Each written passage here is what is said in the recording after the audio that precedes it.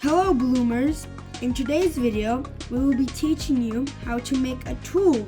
If you have a problem or an issue with your tools or scripts, you can just join our Discord in the description. Okay, let's get started into the video.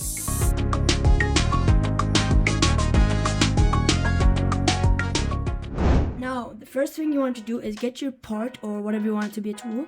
So right now I don't have anything to make it to a tool, so I'm just gonna make this random part. A board and stuff, yeah. And then now that you inserted your tool or what you want it to be a tool, click the part, make another part, and name this part handle with a capital H. Now if you don't name it handle with a capital H, it won't work.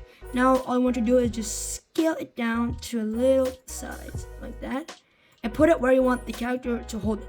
So right now I'm just gonna put it right there. Okay. Now that you did that, you're gonna want to put transparency 1 on the handle, so make it invisible. Now to do that, you see the workspace. Now put a tool into the workspace and grab those two parts and put it into the tool. So just grab it, put it into the tool. Okay. Now that you did that, you're gonna need to do one more step, and that is click the plus icon again and search a weld, and you'll see this weld constraint. Click it, and now what you want to do is first things first, you're gonna need this properties bar. Now if you don't have the properties bar, you can go click view, and then there will be the properties bar right here. And after you do that, scroll a little bit down in the properties bar. There we go. Oops. You see port 0. Now put the port 0 to the handle and put the port 1 to the port.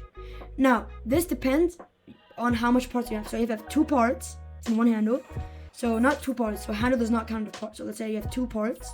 So what I want to do is make two weld constraints. You can, or maybe just make the weld constraint inside the port, but make a weld constraint for how much parts you have. So 2 weld constraint for 2 parts. So, and always set part 0 to handle and part 1 to the part you want to constrain. After that, let's just put it in the tool or the starter pack. Oops, starter pack. There we go. And now let's click play. And as you can see, we do have a part. Don't mind these things; they were for testing reasons. And click it, and now you see you have a part. Now that's it. Hey, thanks for watching the video.